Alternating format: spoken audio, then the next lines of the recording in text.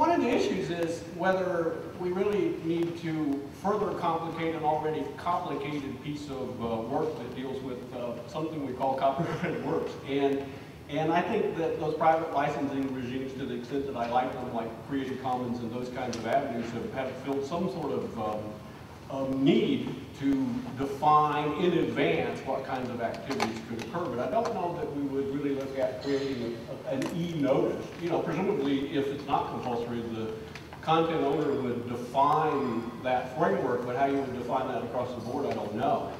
But I think the more significant problem is, how do we make copyright law work as it exists today and serve those kind of needs? So, you know, most of my conversations are always focused on the idea of how we can use things, because I'm an academic and I don't have to think about money in some sense. So I can frame it that way, and how do we use things is really my interest more, and more how I think about copyright. Well, what about the 11th grade teacher who doesn't have time to go to the Commons, doesn't have time to look around for licensing?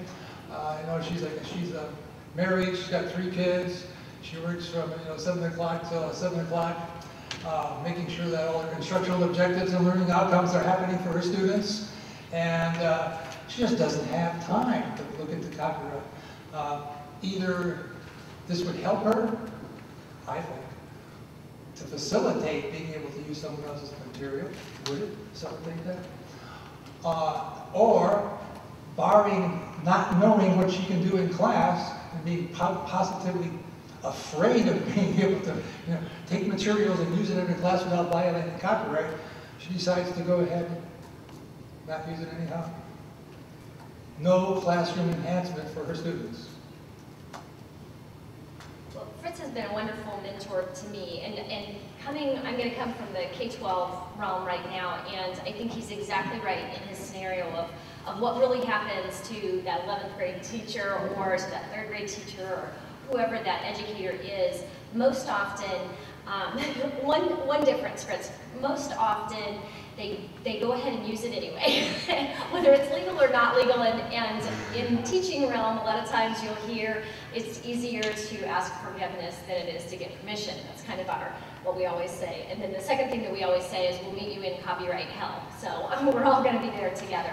The bottom line is, often when it comes to copyright, it is extremely complicated to understand. And so even in the school library realm, where I've had classes that include copyright and supposedly I'm educated on copyright, right now I'm in this kind of world where I'm trying to translate it into daily usage for my teachers, and then more importantly, what does that look like for helping children learn how to navigate copyright, how to be ethical users, how to, we want them to understand intellectual property. And I do have to say, I think that the symbol, as small as it seems to a lot of us, you really think that it would be the first step to helping bridge this gap between what is copyright, what is ethical use, and it would open a dialogue so that the teacher, whether she opts to just not use it or to use it and hope nobody notices misuse of materials, I do think that it would really start greasing the wheels for that conversation.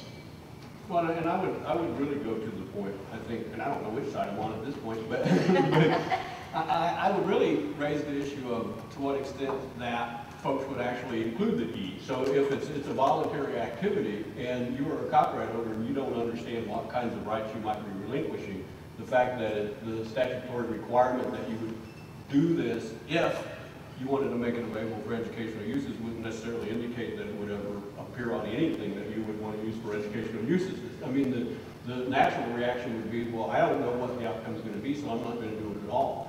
And that's one of the failings of Creative Commons as well. I mean, Creative Commons speaks a number of different kinds of things that are useful in education in the same way that government works produced by government employees aren't protected.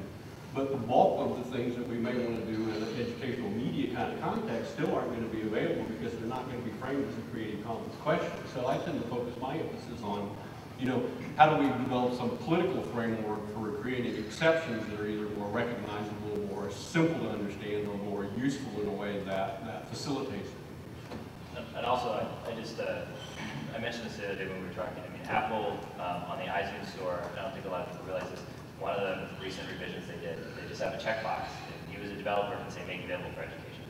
Make it available for education, and it's available at half price to whatever Apple deems education is. And so since they did that, I'm sure everybody else will follow soon. But they just, they make it really simple for the content creators, for the developers to just immediately, it's just another checkbox, and just check it. So it's a lot of it too, in that sense, it's enabling it to make it really easy. Oh yeah, I want to make this available for education. Well, it's done. And let me just throw into it, if we think the system's complicated and confusing now, then adding this additional layer, in my opinion, is further, is going to complicate the issue, because one thing in my experience, and I come from kind of a pure IP background, government getting involved with issues of intellectual property, in my experience, has not been an inducement to, it's often viewed as an enemy of. Because an IP right owner views this as, yes, I'm here for the public good, but this is I view this as an eminent domain issue, and you're going to come in and you're going to take my property and give it to the public good. If there's one thing that provides a disincentive to new technology and new program content development, it's that I will get nothing out of this. Yes, we would all like to think an altruistic purpose is we're here for the good of the public, but historically that's not been proven the case. One prime example in a technology development, I just harken back to when the internet and the .com first came on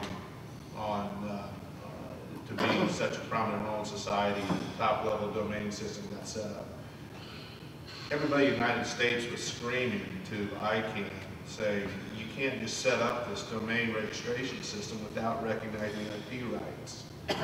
They cannot exist mutually exclusively, got to be tied together. They ignored it, and they just opened it up, and now 15 years later, we're still trying to clean up that mess. And because everyone, the first thing that happened, and you saw it coming a mile away, was I'm going to run out and I'm going to go down the Fortune 100 list, and I'm going to register McDonnellDouglas.com, AmericanExpress.com, and that became a cottage industry. So then that became a lawsuit. Lawyers specialized in domain name lawsuits. This is a similar thing, in my opinion. We're just creating a much ado about nothing, overcomplicating issue that's already provided for in fair use in initiatives that were just mentioned that Apple's doing. I think the private industry is not blind and cold to the issue and will take the right steps. In getting the government involved, questions about compulsory licensing, I think it's almost be headed that way if we keep this train in the tracks. I would just think the system is in place. Yes, can it be tweaked and improved? Of course it can. What cannot be improved through tweaking?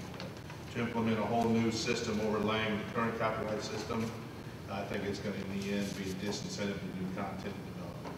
Yeah, I would agree a lot. I think the e-symbol's a great idea, but to work and be flexible is best if it's done on a private basis.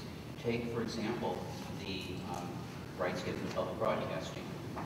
Technology raced ahead of those rights, and now the PBS station can't use music in the same way it can under the law or the internet the way it can on its shows, so it can't have parallel websites. There's a lot of effort to get the law changed. It hasn't succeeded. Now private parties are actually working privately to try to work that out. So if you have a statute that says that educational uses are X, Y, and Z, well, 2, 3, 4, 5 years later, you have to go back to Congress to change what the rules are under the e-symbol. That's going to create confusion.